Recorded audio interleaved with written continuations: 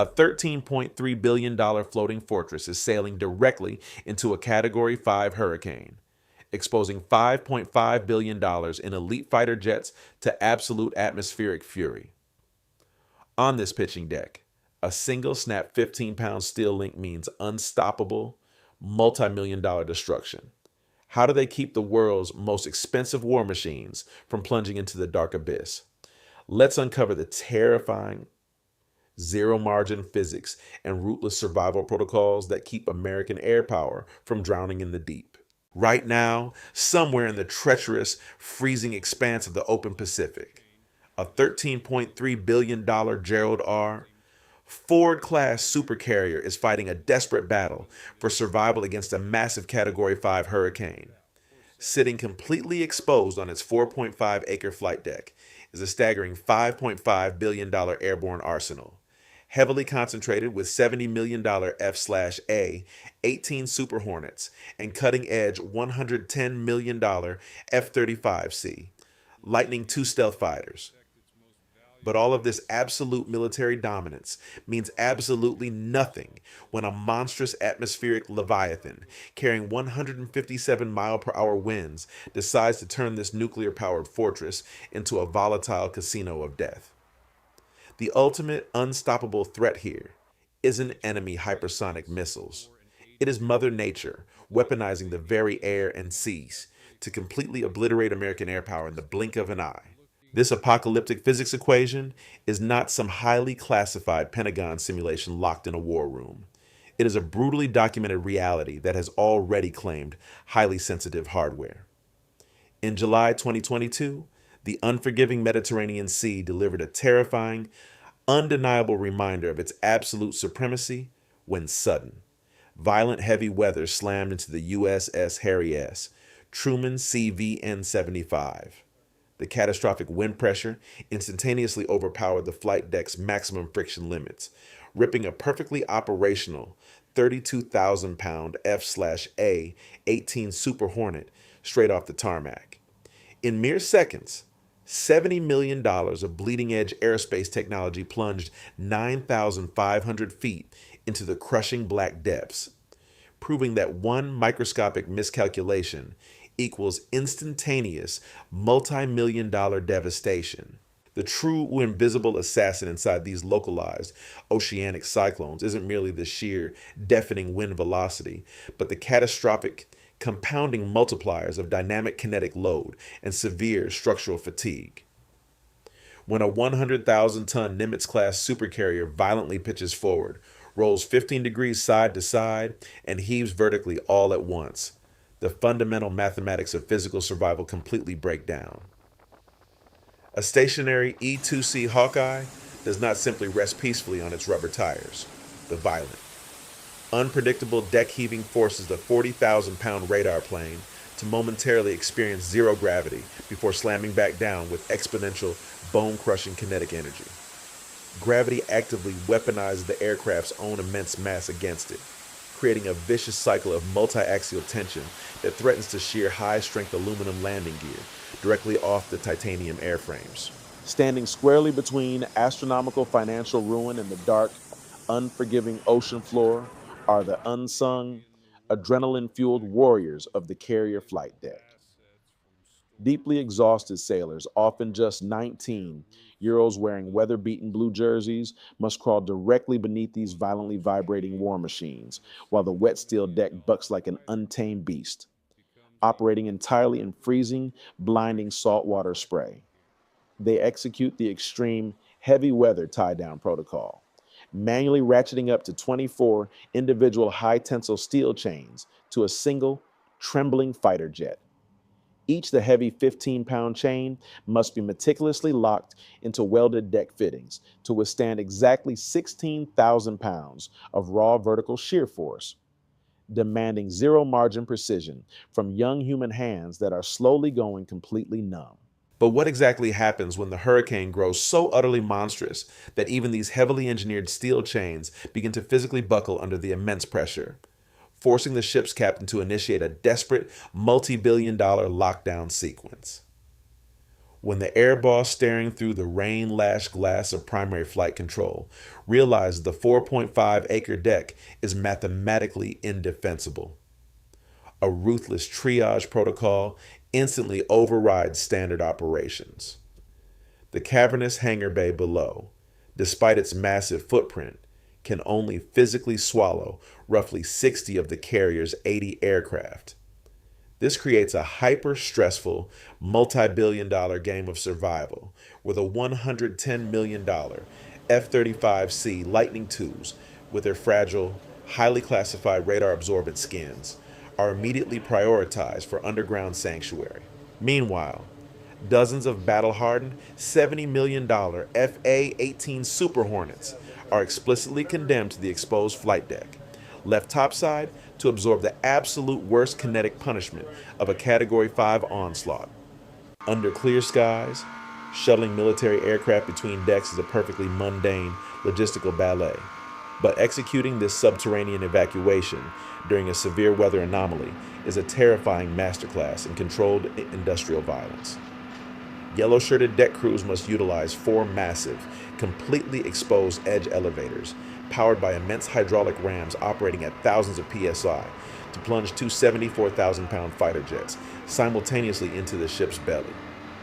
Operating these cantilevered aluminum platforms while the 100,000-ton supercarrier violently pitches 15 degrees is the equivalent of playing Russian roulette with the United States defense budget, knowing one sudden 60-foot rogue wave could snatch $140 million of aerospace engineering directly into the black abyss. Once successfully lowered, the aircraft wings are rapidly folded, packing the steel garage with puzzle-like precision to maximize every square inch.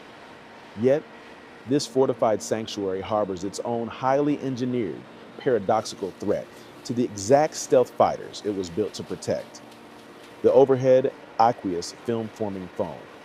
AFFF sprinkler system is heavily relied upon to extinguish catastrophic jet fuel infernos, utilizing a pressurized mixture containing 94% raw, highly corrosive seawater.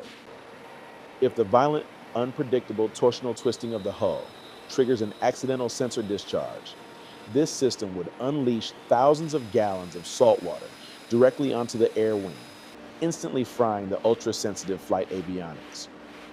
To completely neutralize this insidious internal assassin, aviation mechanics work at a frantic pace, systematically locking out automated fire suppression circuits and sealing every microscopic cockpit gap. The 685-foot-long hangar is then rapidly divided into 4 isolated compartments by slamming shut massive, multi-ton ballistic steel fire doors. These colossal barriers are not merely designed to contain explosive fires.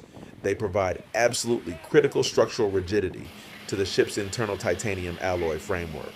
By locking these doors, the carrier essentially fuses its internal skeletal structure, bracing the ship against the millions of foot-pounds of twisting force exerted by the crushing ocean, ensuring a localized hull breach won't doom the entire vessel.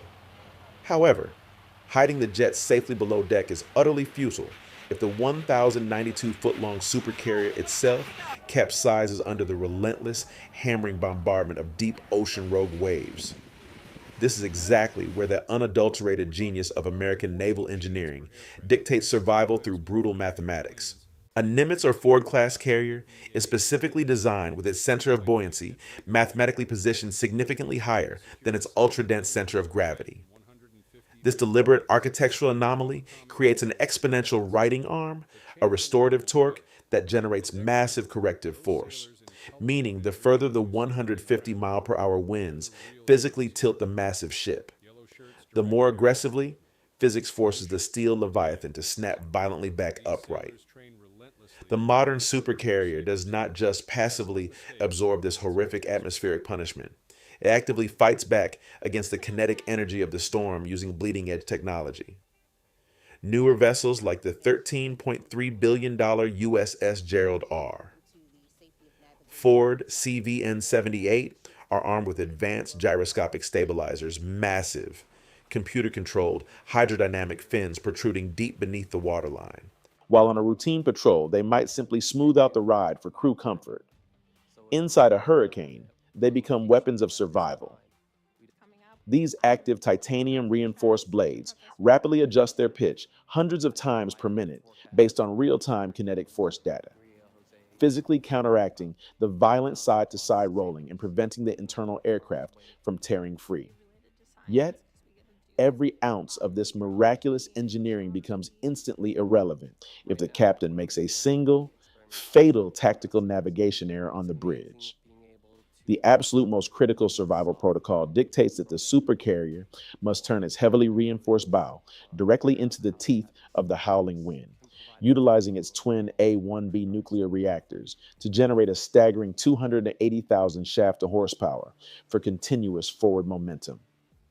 Taking a 60-foot rogue wave broadside, directly hitting the flat, 252-foot wide, unarmored flank, is a guaranteed death sentence that induces a catastrophic roll angle. The captain must literally surf the hurricane, desperately maintaining a precise heading to reduce the relative wind speed above.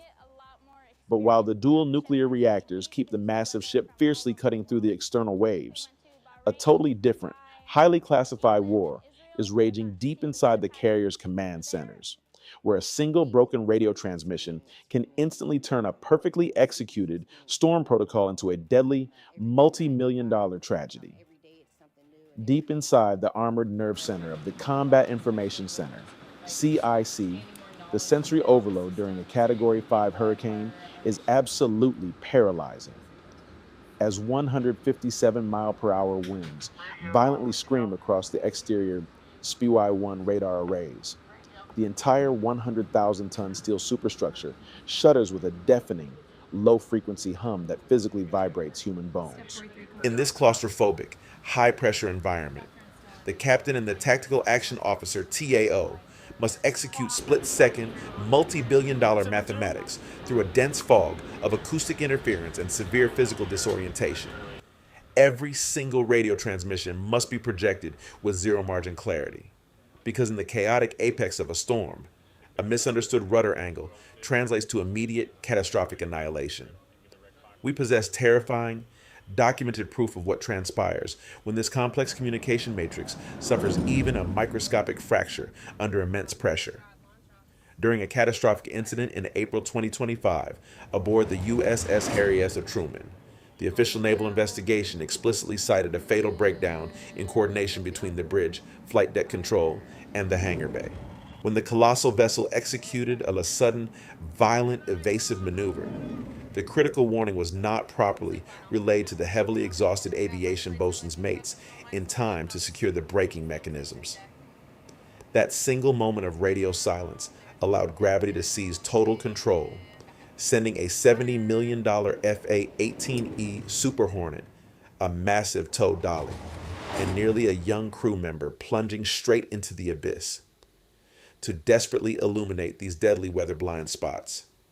The supercarrier relies entirely on the absolute craziest aviators in the United States military, the Air Force Reserve Hurricane Hunters. Piloting specially reinforced WC-13OJ Super Hercules aircraft, these fearless crews deliberately plunge their four-engine turboprops directly into the churning, violent eyewall of Category 5 monsters. By dropping heavily instrumented dropsondes into the vortex, they feed real-time, hyper-accurate barometric pressure, and wind shear telemetry directly to the carrier's bridge via encrypted satellite uplinks. In 2025 alone, these specialized crews logged an astonishing 927.9 hours flying through apex storms, providing the exact atmospheric coordinates the captain needs to thread the needle of survival. But the terrifying reality of modern kinetic warfare is that hostile adversaries absolutely do not pause their kill chains for a severe weather report. During the harrowing, historically intense 2024 to 2025 Red Sea deployment, the crew of the USS Harry S. Truman was forced to endure violent storm conditions while simultaneously hunting incoming Houthi-launched anti-ship ballistic missiles.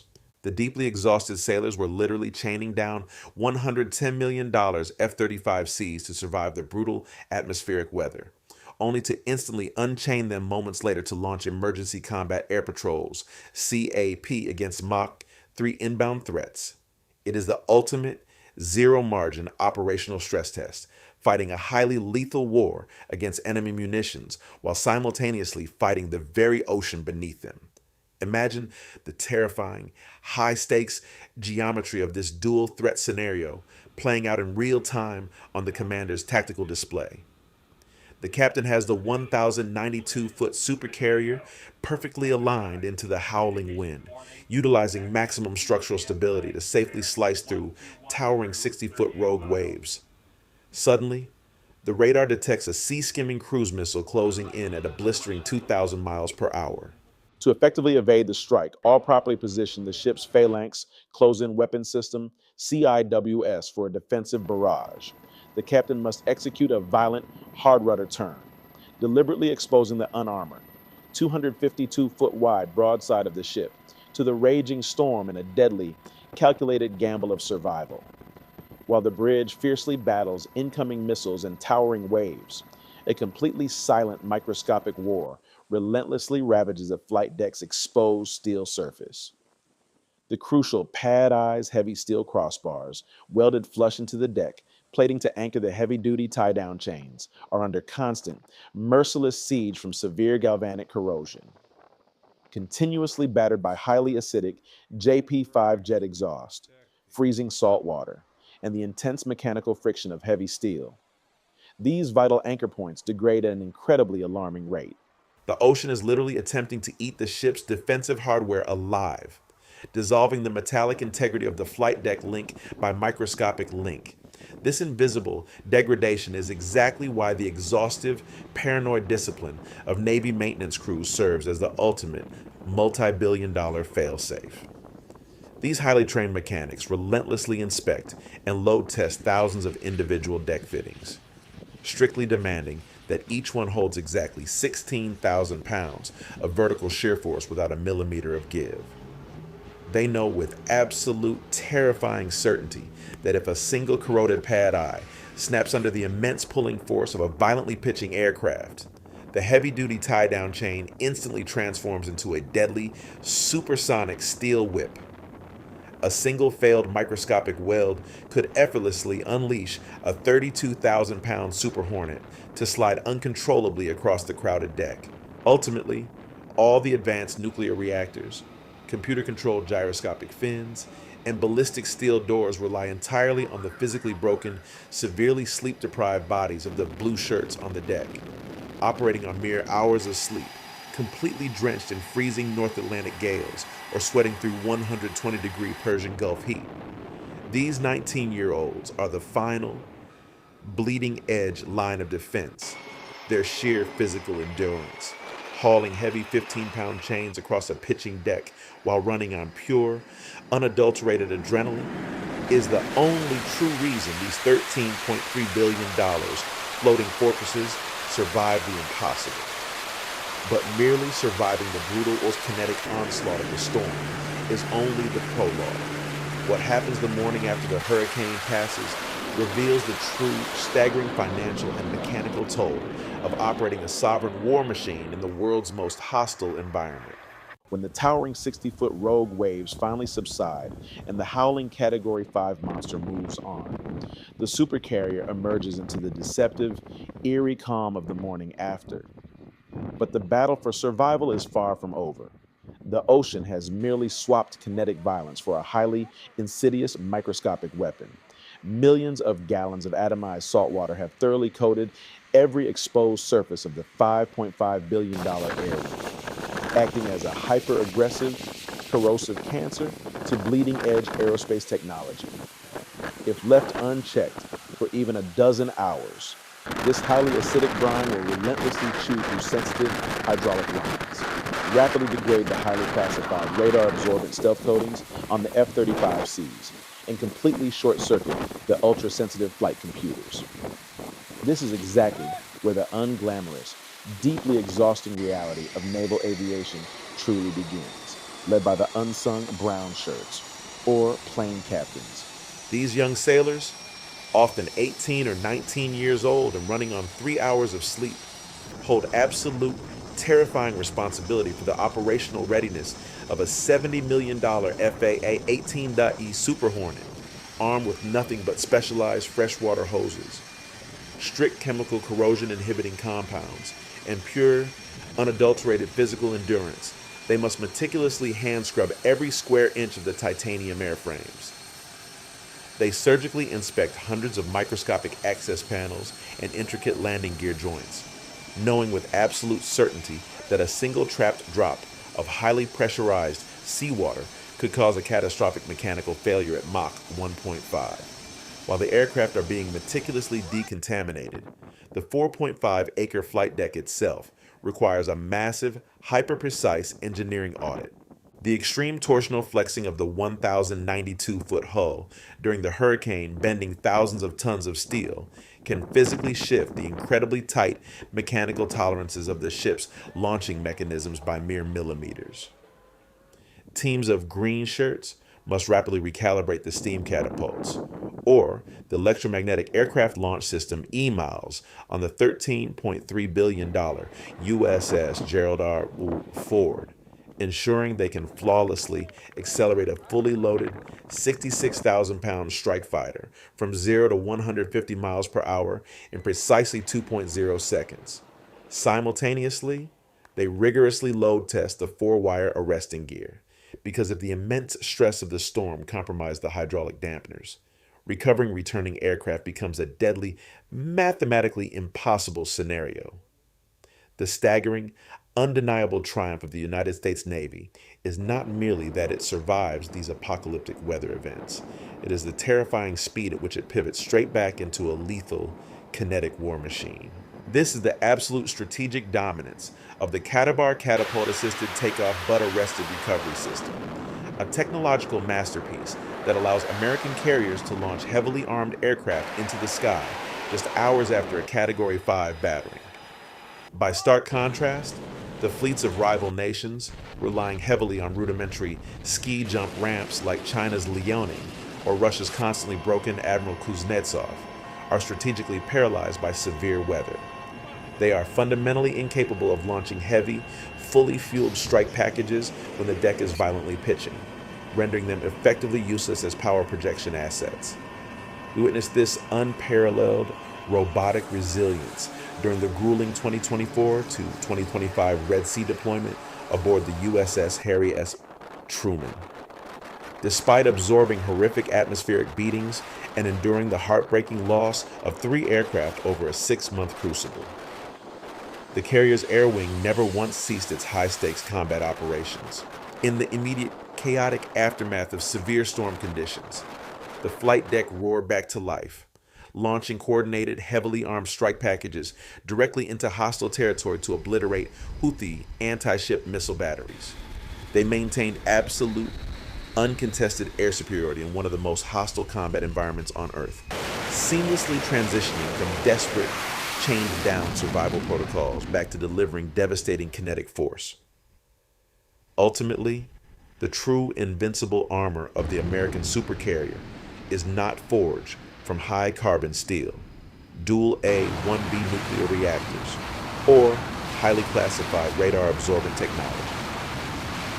The absolute beating core of this $13.3 billion war machine is the 19-year-old kid from the Midwest, severely sleep-deprived, soaked in toxic JP-5 jet fuel, and fighting through a grueling 18-hour shift on a freezing, pitching steel deck.